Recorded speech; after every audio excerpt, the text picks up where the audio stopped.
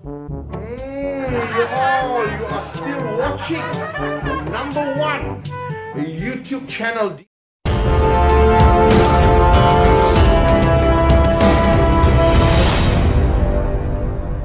Tulun Tokau. Kluster Kayangan terbiasa layanan VVIP sampai sanggup ugut doktor. Suruh jaga jarak, dia siap ajak member lain vaping sekali. Kebelakangan ini, kita kerap kali disajikan dengan kisah perkongsian petugas di barisan hadapan yang menghadapi pelbagai ragam dan karena golongan yang digelar kluster Kayangan. Ada sahaja rungutan dan aduan daripada golongan ini yang dikongsikan petugas frontliner di media sosial. Bukan setakat itu sahaja, malah lebih teruk, ada segelintir daripada golongan ini yang tergamak mengeluarkan kata-kata kesat kepada petugas sewaktu proses pengambilan sampel dijalankan. Terbaru, seorang doktor mendedahkan satu lagi sikap buruk segelintir kluster Kayangan yang bertindak tidak sopan apabila begitu angkuh dan enggan mematuhi arahan yang diberikan petugas. Menurut Dr. Ahmad Samhan, dalam satu hantaran di Facebook, kisah tersebut dialami oleh rakannya yang bertugas sebagai salah seorang frontliner yang terlibat menguruskan kluster dari Kayangan. Bukan senang nak uruskan pesakit yang tak faham bahasa, semua dia nak cepat. Dah terbiasa dengan layanan VVIP, dari tadi diperhatikan mundar-mandir seperti cacing kepanasan. Suruh duduk dan tunggu giliran tak mahu dilayan terus. Padahal ramai lagi orang lain yang datang lebih awal untuk disaring. Suruh jaga jarak, dia siap ajak member lain vaping sekali. Bila dilarang, bukan hisap rokok, vape lah katanya. Kau punya belagak, siap hisap vape. Mereka memang kluster dari Kayangan, tak pernah hidup susah, tak pernah jadi miskin.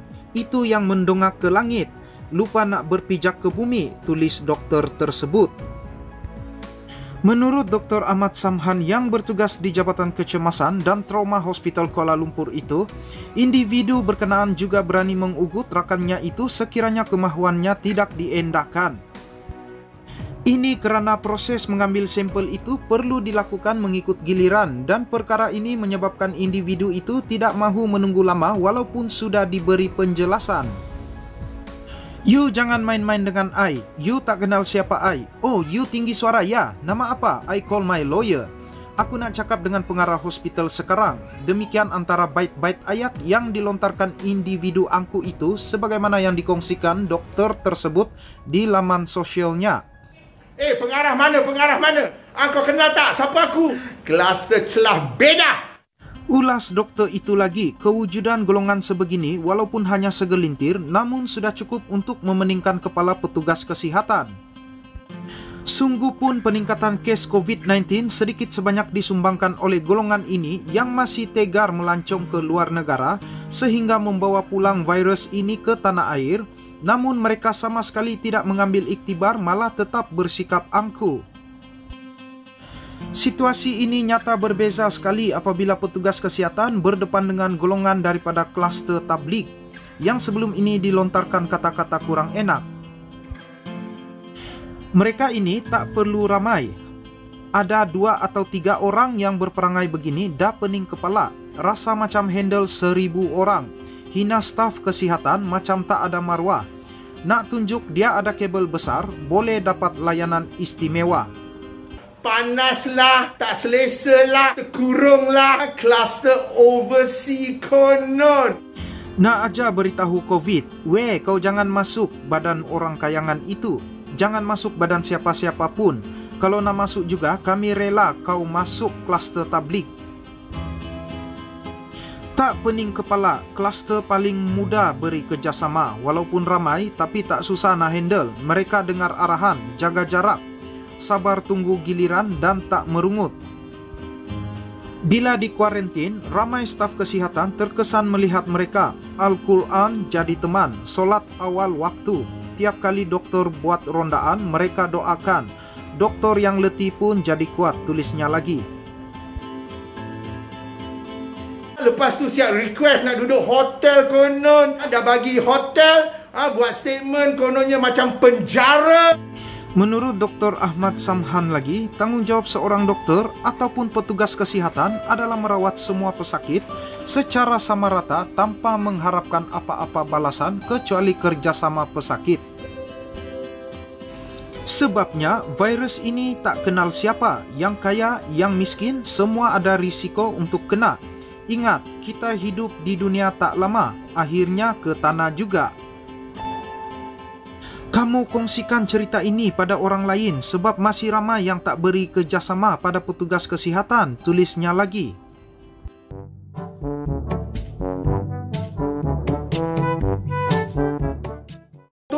Kluster kayangan konon, kluster overseas konon, kluster celah beda. Ini adalah kawasan kuarantin Johor Bahru. Semua dah sampai di sini, dah berjam-jam tunggu. Beg semua berselimpah di sini. Lepas tu lepas berjam-jam baru diberikan bilik. Bilik pun 3 orang, satu bilik. Bilik dormitory. Elok touchdown flight dipaksa kuarantin sebab tak kena. Public toilet. Macam binatang dibuatkan orang yang nak dikuarantinkan. Wait a minute. Who are you? Kluster overseas konon. Lepas tu toilet, public toilet. Look, like that, begini. Semua mandi beramai-ramai. Husu, tengok toilet. Adakah patut toilet macam ini orang nak dikuarantinkan? Kita bukan ada kudis ke apa, tapi tinggal di sini tengok toilet. Toilet seat pun tak ada, tengok toilet kotor. Begini, dia nakkan kami tinggal di kawasan begini. Sebab tak kena kluster overseas konon.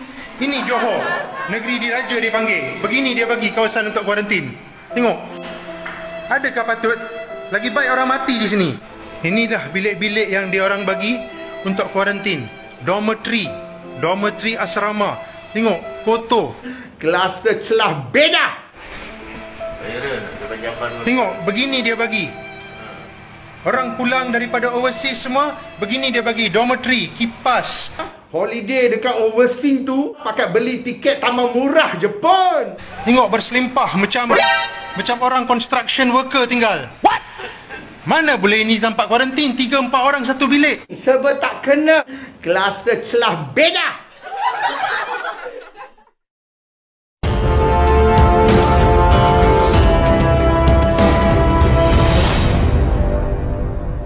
Tulun Tokau.